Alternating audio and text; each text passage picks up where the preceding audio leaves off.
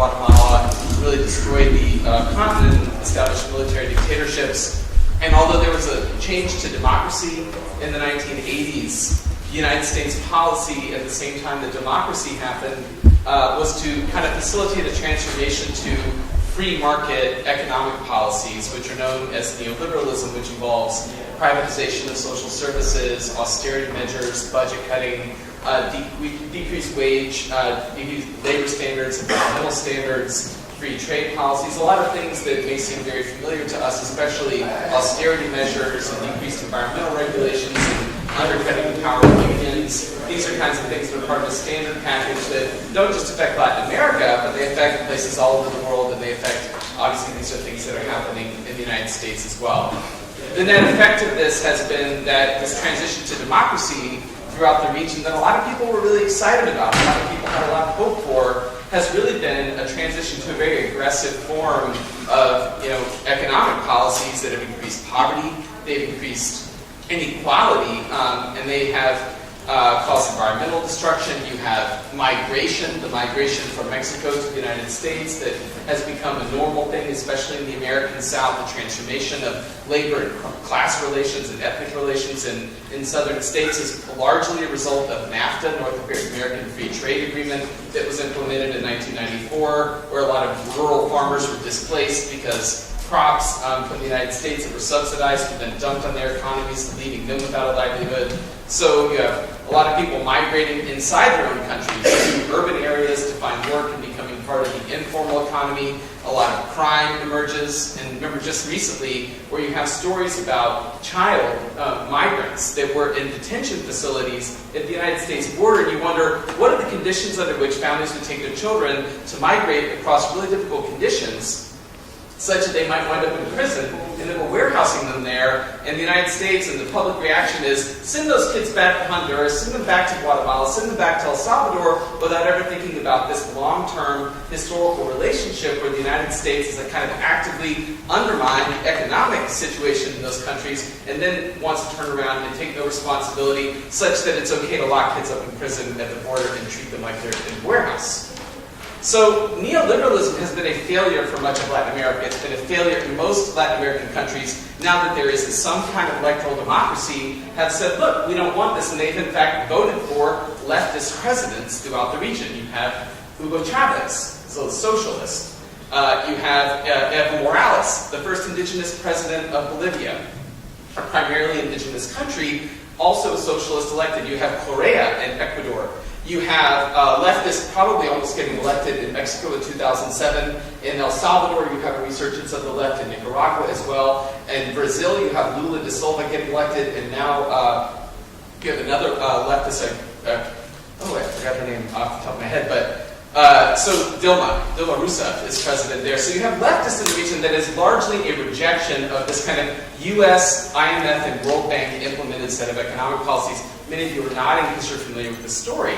So a lot of people in Latin America rejected this economic consensus and voted for leftists who have had some level of redistribution. These are not perfect governments in many ways, and there are many flaws in them. They're not necessarily as open to indigenous populations. They're a little bit authoritarian. They're not 100% democratic. They're running states. Many of them still do kind of development policies that affect rural communities, etc. But the United States has seen this as a major challenge to their influence and hegemony in the region.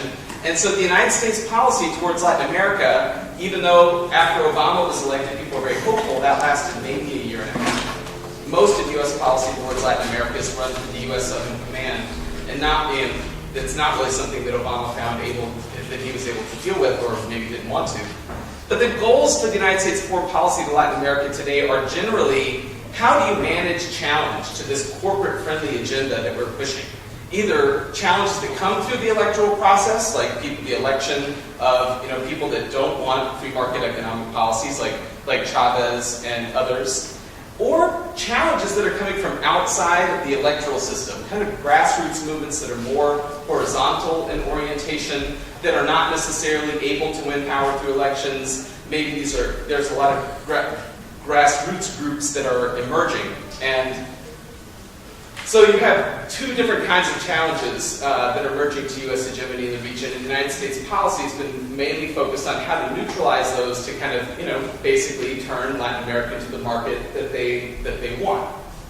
So even in regions where the United States has more influence, if you think about the state of Colombia, the country of Colombia, much of Central America, Mexico, this is kind of the United States corridor of influence. And people might think, well, at least these are democratic countries, they're electing presidents, maybe they want these free trade agreements, like in Peru or in Colombia. But if you actually look at it, this is what I've studied, and this is what I've spent the most of my time researching and trying to understand, what is the nature of democracy in these countries that have elected presidents that do implement these kind of free market policies. And you see that there's a continued form of state violence against radical movements there. You have elections which really have nothing to do with party ideology or beliefs about the government, but it's really about how to obtain resources that are absolutely necessary in the very short term, which means getting into relationships with political parties and political patrons who you don't necessarily believe in. I will absolutely wrap it up. But in general, this is the focus of U.S. policy towards Latin America, is to try to, how do you contain movements within the electoral system and movements that come from without, like groups like the Zapatistas or the landless movement in Brazil, which is the largest social movement in the world, actually, the landless people there. And also, I will say, on one kind of optimistic note about one way that people can get involved, there's a major political crisis in Mexico right now based on the repression of youth teachers who are also unionists and political activists who have been hostile to this Peña Nieto new government. And they've been linking the state violence against these movements, especially 43 missing teachers that were murdered, and they're saying that they were killed by the state, linked up with narco-trafficking, and it's a very murky situation. But there have been a lot of linkages happening through social media with the protests against police violence in the United States. So this is one area for activism and solidarity that's been opening up recently. Thank you very much. All right, folks, that was Dr. Copeland, and unfortunately, he's got to drive back to Blacksburg. So we have his contact information on file. We will give it to you later so you can ask him questions. I just want to briefly interject. Because we're missing two panelists, I made the executive decision. Each of our panelists is going to talk for 6 minutes instead of 5. Panelists, we should have reviewed this beforehand, but I'm going to sit in that seat right there in front of that gentleman in the blue shirt. When you are at 1 minute, that means when you have spoken for 5 minutes, I'm going to raise my hand. When you have, that's your signal to wrap up. When you have spoken for 6 minutes, I'm going to get up and take the mic. So be warned, just want to keep us all on track. And I know that's going to be hard because you all have a lot to say. So on to our next person with a lot to say, Dr. Neil Holmes. He is the president of the Pan-African Unity Movement of Richmond, and he is going to talk about the United States in Africa. Dr. Holmes.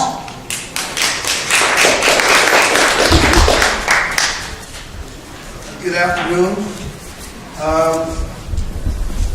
The Pan-African Unity Movement of Richmond was formed just a bit over a year ago. And first I'll talk about what we mean by Pan-Africanism. We use the definition by Kwame Nkrumah. Pan-Africanism is the total liberation, that is removal of all kind of outside negative influences, unification, total unification of Africa and her children within a system of scientific socialism, a system of socialism that's been developed, understanding that this development comes from the internal struggle against its own class forces as well as external struggle. What are we up against as a group or as a people trying to get together from all sorts of walks of life in terms of Africa? Well, historically, there are 3 or 4 forces that we have to kind of work against. One is capitalism. Capitalism itself is a system which grew out of more than anything else. One, the genocide against native peoples in the Americas, both North and South. Over 80% died, perished in this move toward the West, and the theft of their land.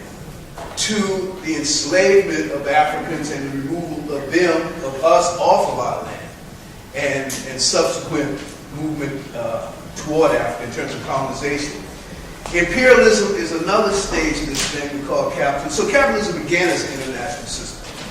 With imperialism, we have something new. Inside of imperialism, when the finance folks take over from the people just running the factories, the banks, and so forth, the people who nowadays they say too big to fail, when they take over capitalism or moves into a different stage. And in that stage, it begins to divide the world up and redivide the world. So that's sort of where we are today. If we look at imperialism in Africa, it's a very interesting sort of thing. After the end of slavery in the United States, or I guess the modification of slavery in the United States after the Civil War, the world, imperialism, because it was built on cotton, right? The Industrial Revolution was built on cotton. Marx said without cotton, we don't have any civilization in Europe. And so, with the end of the Civil War, people got scared. They said, where are we going to get our cotton? And so they began moving toward Africa to get cotton. That movement was so intense, by 1880s, we had something for the scramble for Africa. And Africa was divided up like a cake. The British got this, the French got that, etc., etc.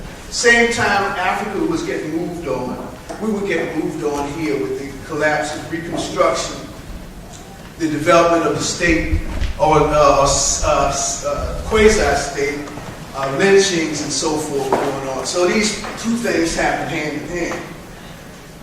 Now, since the reemergence in the 60s of a certain kind of independence in Africa and a certain kind of maybe sort of independence here, we see a new stage, and that's what Kwame Nkrumah calls neo-colonialism, the appearance of freedom or independence when in essence outsiders control. And this neo-colonialism is going into high gear right now. Previously, the neo-colonialism was a situation where the Africans had the flag, they had a guy they might call prime minister or president, but European economic interests control the scene, control the situation behind the scenes. Now, however, we're moving into a new stage, a higher stage, is neo-colonialism, and that's what I want to really kind of center my talks on.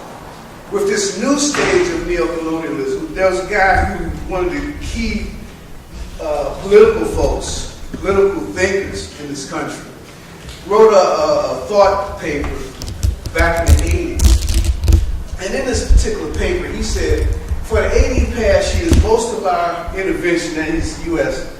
has been in quote-unquote third world countries.